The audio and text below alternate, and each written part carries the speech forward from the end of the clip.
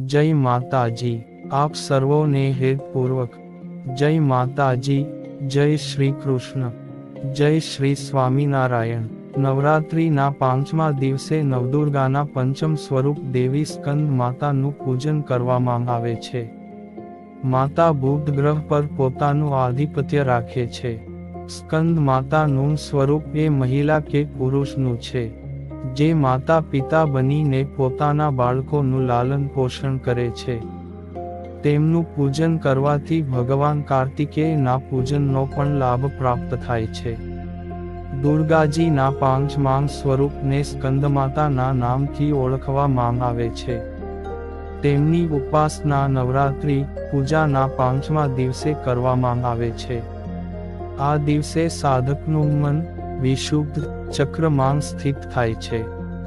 તેમના વિગ્રહ માંગ ભગવાન સ્કંદજી બાળરૂપ માંગ તેમના ખોળામાં બેસેલા હોય છે। ભગવાન સ્કંદ કુમાર કાર્તિકેય ના નામે પણ ઓળખાય છે। આ પ્રસિદ્ધ દેવાસુર સંગ્રામ માંગ દેવતાઓના સેનાપતિ બન્યા હતા। પુરાણો તેમને કુમાર અને શક્તિ કહીને તેમના મહિમાનું વર્ણન કરવામાં આવ્યું છે।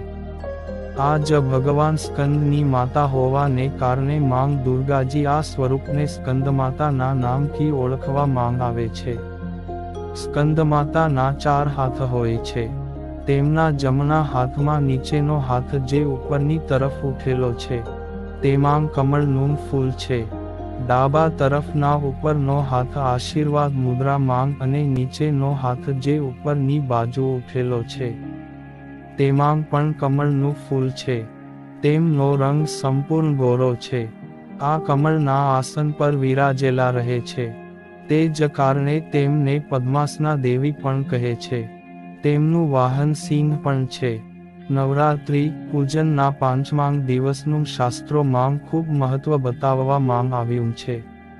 આ ચક્રમાં અવ્યવસ્થિત મનવાળા સાધકોની સમસ્ત બાહ્ય ક્રિયાઓ અને ચિત્તવૃત્તિઓનો લોપ થઈ જાય છે। સાધકનું મન બધી લૌકિક સંસારિક બંધનોમાંથી મુક્ત થઈને સ્કંદમાતાના સ્વરૂપમાં પૂરી રીતે તલ્લીન થઈ જાય છે। આ સમયે સાધકે પૂરી સાવધાનીની સાથે ઉપાસનાની તરફ અગ્રેસર રહેવું જોઈએ। તેમને પોતાની બધી ધ્યાન પ્રવૃત્તિઓને એકાગ્ર રાખી સાધનાના રસ્તે આગળ વધવું જોઈએ।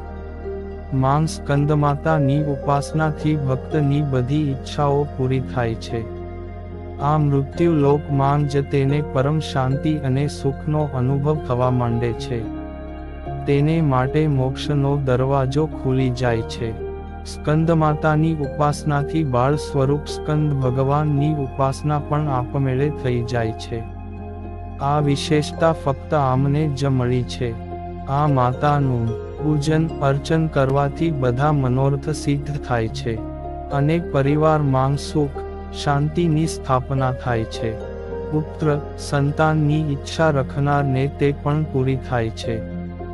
સૂર્યમંડળની અધિષ્ઠાત્રી દેવી હોવાને કારણે તેમનો ઉપાસક અલૌકિક તેજ અને ક્રાંતિથી સંપન્ન થઈ જાય છે।